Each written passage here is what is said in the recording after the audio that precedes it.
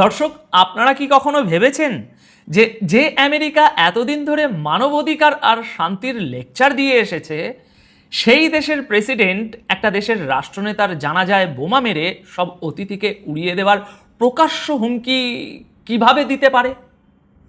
আপনারা কি জানেন যে যে হরমুজ প্রণালীকে আমেরিকা নিজেদের সম্পত্তি বলে মনে করত, সেই হরমুজ প্রণালী নিয়ে আজ ইরান, চীন এবং রাশিয়ার মধ্যে এমন একটা মাস্টার প্ল্যান তৈরি হয়েছে যা পশ্চিমাদের অর্থনীতিকে চিরতরে পঙ্গু করে দিতে পারে।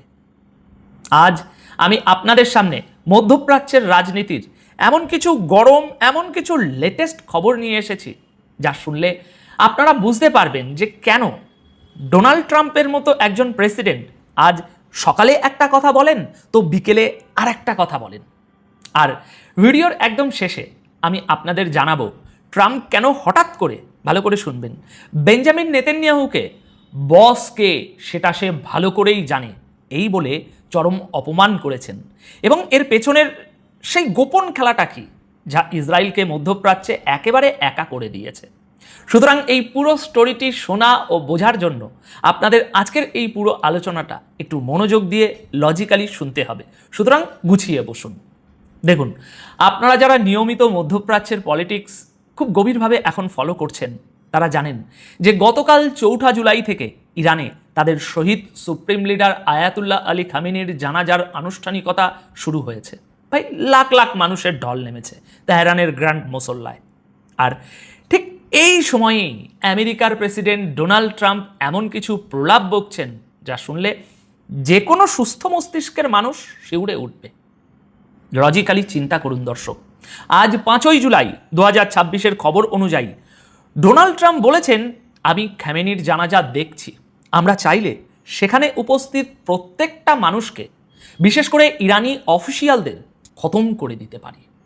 দর্শক, একটু ভেবে দেখুন, একটা জানাজায় যেখানে সাধারণ মানুষ, নারী, শিশু এবং 70টিরও বেশি দেশের রাষ্ট্রপ্রধান ও প্রতিনিধিরা উপস্থিত আছেন, সেখানে বোমা মেরে সবাইকে উড়িয়ে দেওয়ার কথা বলছেন একজন সুপার পাওয়ারের প্রেসিডেন্ট। কিন্তু এর পরপরই ট্রাম্প আবার পাল্টি খেয়ে বলেছেন, আমরা যদি সবাইকে মেরে ফেলি তাহলে আলোচনা করার জন্য তো আর কেউ বেঁচে থাকবে না। তাই আমরা সিদ্ধান্ত নিয়েছি যে এই জানাজার সময় আমেরিকা বা ইরান কেউ কারো দিকে গুলি ছুড়বে না। দর্শক, আপনারা কি এই লোকটার সাইকোলজিটা বুঝতে পারছেন? তিনি একদিকে হুমকি দিচ্ছেন, আবার অন্যদিকে বলছেন আমি শান্তি চাই। ট্রাম্প আরও বলেছেন যে তিনি নাকি খামেনির জানাজায় লাখ লাখ মানুষের ভিড় দেখে শকড, অবাক হয়েছেন। তিনি ভেবেছিলেন ইরানের মানুষ খামেনিকে ঘৃণা করে। এর মানে কি? এর মানে হলো আমেরিকার গোয়েন্দা সংস্থাগুলো ট্রাম্পকে সম্পূর্ণ ভুল তথ্য দিয়ে আসছিল। তারা ভেবেছিল খামেনিকে মারলেই ইরানে বিদ্রোহ শুরু হবে এবং রিজিম চেঞ্জ হবে। কিন্তু আজ ট্রাম্প নিজের চোখেই দেখছেন যে ইরান ধ্বংস তো হয়নি, বরং খামেনির মৃত্যু পুরো ইরান এবং শিয়া সম্প্রদায়কে আরও বেশি ঐক্যবদ্ধ করেছে। ট্রাম্পের এই কনফিউশন বা বিভ্রান্তি প্রমাণ করে যে আমেরিকা এখন মধ্যপ্রাচ্যে আক্ষরিক অর্থেই অন্ধ হয়ে ঘুরছে। কিন্তু দর্শক, আসল খেলাটা শুরু হয়েছে হরমুজ প্রণালীতে।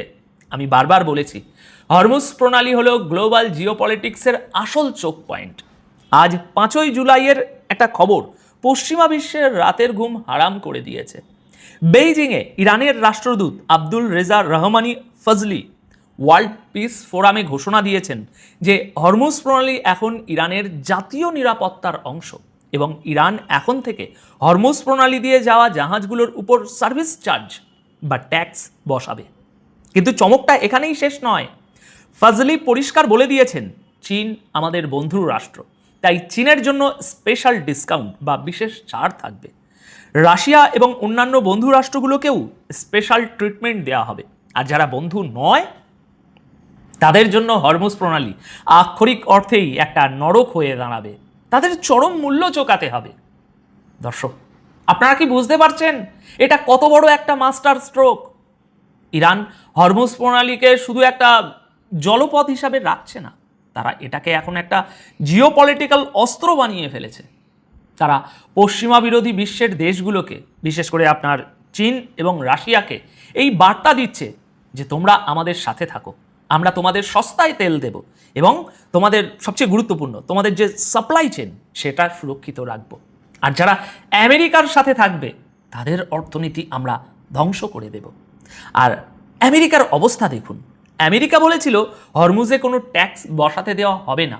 ওমান, ফ্রান্স এবং ব্রিটেন মিলে একটা জোট তৈরি করছিল, বা বলা ভালো করছে।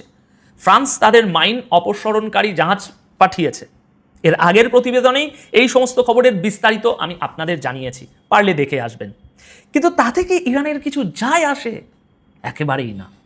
ইরান খুব ভালো করেই জানে যে চীন এবং রাশিয়ার মতো সুপার পাওয়ার যতদিন তাদের পাশে আছে, তখন ন্যাটোর কোনো যুদ্ধ জাহাজ সরাসরি ইরানের সাথে সংঘাতে জড়ানোর সাহস করবে না।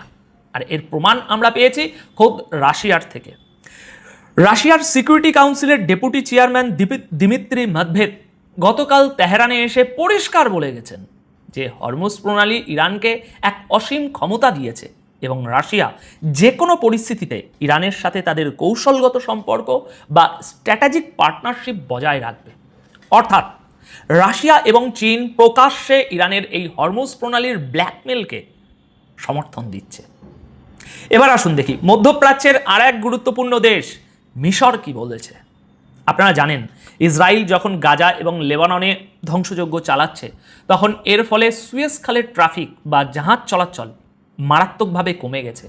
আজ 5ই জুলাই 2026-এর খবর অনুযায়ী মিশরের president Abdel Fattah al Sisi জানিয়েছেন যে এই হামলার কারণে সুয়েজ খালে মিশরের ইতিমধ্যেই $6 বিলিয়ন বা $600 কোটি বেশি ক্ষতি হয়ে গেছে। আল সিসি প্রকাশ্যে বলেছেন যে গাজার সিজফায়ার এবং আমেরিকা ইরানের মধ্যে সই হওয়া MOU কোনোভাবেই ব্যাহত করা যাবে না। এর মানে কি? এর মানে হলো মধ্যপ্রাচ্যের সুন্নি আরব দেশগুলোও এখন ইসরায়েলের উপর চরম বিরক্ত। মিশর, যারা কিনা আমেরিকার অন্যতম মিত্র, তারাও এখন চাইছে যে ইসরায়েল যেন যুদ্ধ থামায়, কারণ ইসরায়েলের এই আগ্রাসনের মূল্য চোকাতে হচ্ছে মিশরের সাধারণ মানুষকে। আরব দেশগুলো এখন প্রকাশ্যে ইরানের সাথে সুর মেলাচ্ছে। খামেনির জানা যায় আরব দেশগুলোর প্রতিনিধিদের উপস্থিতি প্রমাণ করে যে ইসরায়েল মধ্যপ্রাচ্যে আক্ষরিক অর্থেই এক ঘরে হয়ে পড়েছে। আর এই পুরো পরিস্থিতির কারণে ডোনাল্ড ট্রাম্প এখন ইসরায়েলের উপরে তার রাগ ঝাড়ছেন। ভিডিওর শুরুতে আমি আপনাদের যে সাসপেন্সের কথা বলেছিলাম, এবার সেই সত্যটা জানুন। আজ 5ই জুলাই 2026-এ ট্রাম্প প্রকাশ্যে বলেছেন, নেতানিয়াহুর সাথে আমার সম্পর্ক খুব ভালো, কিন্তু সে খুব ভালো করেই জানে যে আসল বস কে। ট্রাম্প আরও বলেছেন যে আগামী সপ্তাহে তুরস্কে হতে যাওয়া ন্যাটো সাবমিটের পরই হয়তো নেতানিয়াহু ওয়াশিংটনে তার সাথে দেখা করবেন। দর্শক, একজন স্বাধীন দেশের প্রধানমন্ত্রীকে যখন অন্য দেশের প্রেসিডেন্ট প্রকাশ্যে বলেন যে আমি হলাম বস, তখন বুঝতে হবে সেই দেশের নিজস্ব কোনো সার্বভৌমত্ব নেই। ট্রাম্প আসলে নেতানিয়াহুকে এই মেসেজটাই দিচ্ছেন যে তুমি যদি ভাবো যে তুমি একা একা লেবানন বা ইরানে হামলা করে পুরো মধ্যপ্রাচ্যে আগুন লাগাবে আর আমি তোমাকে বাঁচাবো, তাহলে তুমি ভুল করছো। ডিসিশন আমি নেব, তুমি শুধু সেটা ফলো করবে। ইসরায়েল চেয়েছিল আমেরিকাকে ব্যবহার করে ইরানকে ধ্বংস করতে, কিন্তু উল্টো এখন আমেরিকাই ইসরায়েলকে শেকল পরিয়ে রাখছে। কারণ ট্রাম্প জানেন যদি এখন যুদ্ধ শুরু হয় তাহলে হরমুজ প্রণালী চিরতরে বন্ধ হয়ে যাবে। চীন আর রাশিয়া সেই সুযোগে তাদের ইকোনমিক গেম খেলবে এবং আমেরিকার অর্থনীতি ধসে পড়বে। দর্শক, এটাই হলো বর্তমান বিশ্বের আসল চিত্র। আপনি দেখুন আর না দেখুন, পশ্চিমা বিশ্ব আজ তাদের নিজেদের অহংকারের ফাঁদেই আটকে পড়েছে। যে খামেনিকে তারা হত্যা করেছিল সেই খামেনির জানা যায় তেহরানের আকাশে ড্রোন দিয়ে তার বজ্রমুষ্টি ছবি আঁকা হয়েছে। এই বজ্রমুষ্টি প্রমাণ করে যে ইরান শেষ রক্তবিন্দু পর্যন্ত এই যুদ্ধ চালিয়ে যাবে। এখন আপনাদের কাছে আমার প্রশ্ন, দর্শক, আপনাদের কি মনে হয় ট্রাম্পের এই বসকে সেটা সে জানে? মন্তব্যের পর নেতানিয়াহু কি আসলেই আমেরিকার কথা শুনে যুদ্ধ থামাবেন, নাকি নিজের রাজনৈতিক জীবন বাঁচাতে ট্রাম্পের আদেশ অমান্য করে নতুন কোনো বোকামি করবেন? আর ইরান যে চীনকে স্পেশাল ডিসকাউন্ট দিচ্ছে, এর ফলে কি আমেরিকার ডলারের রাজত্ব সত্যি সত্যিই শেষ হয়ে যেতে বসেছে?